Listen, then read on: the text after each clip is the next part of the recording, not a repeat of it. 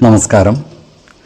വേദാംഗ ജ്യോതിഷത്തിലെ അമൂല്യമായ അറിവുകളും ആധ്യാത്മിക ജ്ഞാന ഉപദേശങ്ങളും പകർന്നു തരുന്ന പ്രശാന്തം ആസ്ട്രോ ചാനലിലേക്ക് ഏവർക്കും സ്വാഗതം.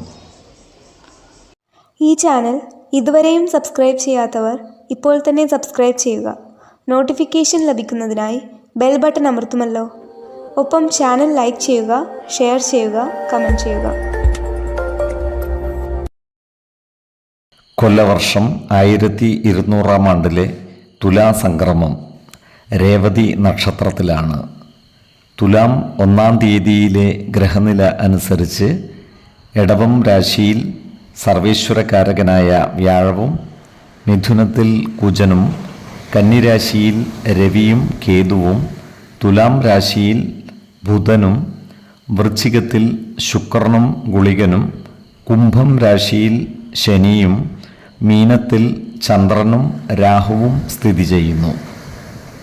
ആയില്യം നക്ഷത്രത്തിൽ ജനിച്ചവർക്ക് തുലാമാസം ഗുണദോഷ സമ്മിശ്രമായിരിക്കും. ഈ നക്ഷത്രക്കാർക്ക് കർമ്മ മേഖലയിൽ കാര്യങ്ങൾ അനുകൂലമാണ്.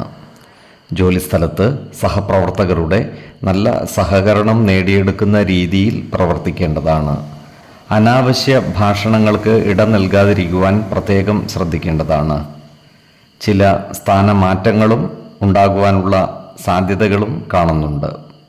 സാമ്പത്തിക പുരോഗതി ഉണ്ടാകുന്നതാണ്. എന്നാൽ ചിലവുകൾ വർദ്ധിക്കുവാനുള്ള സാധ്യതകളും കാണുന്നുണ്ട്.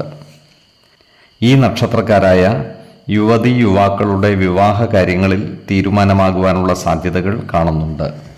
പ്രണയ കാര്യങ്ങൾ അനുകൂലമായി വരുന്നതുമാണ്. ഈ നക്ഷത്രക്കാർക്ക് സന്തുഷ്ടകരമായ ദാമ്പത്യ ജീവിതം അനുഭവവേദ്യമാകുന്നതുമാണ്.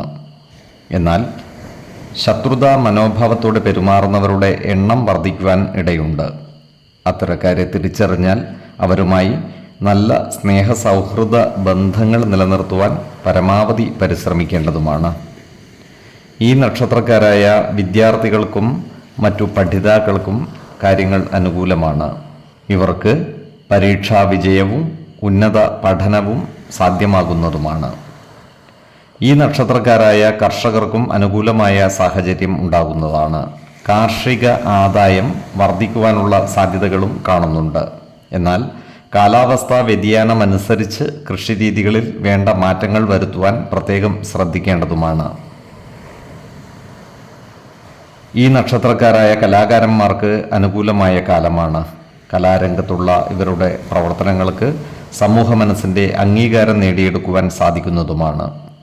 അതുപോലെ ആരോഗ്യ കാര്യങ്ങളിലും ഈ നക്ഷത്രക്കാർ ഒരു പ്രത്യേക ശ്രദ്ധ പതിപ്പിക്കുന്നത് ഗുണകരമായിരിക്കും.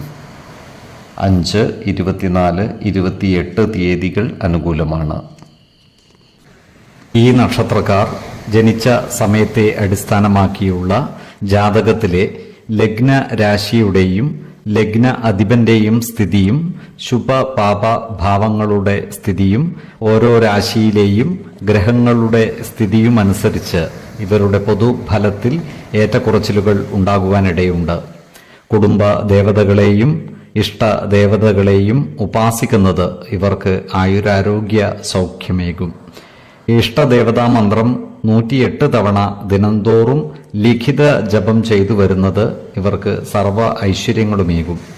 നല്ല വ്യക്തി സാധനകളോടെയും ഉപാസനകളോടെയും മുന്നേറിയാൽ സർവേശ്വരാനുഗ്രഹത്താൽ ഇവരുടെ സർവകാര്യങ്ങളും മംഗളകരമാകും. നന്ദി, നമസ്കാരം. ജ്യോതിഷരത്നം പ്രശാന്ത് കണ്ണോം.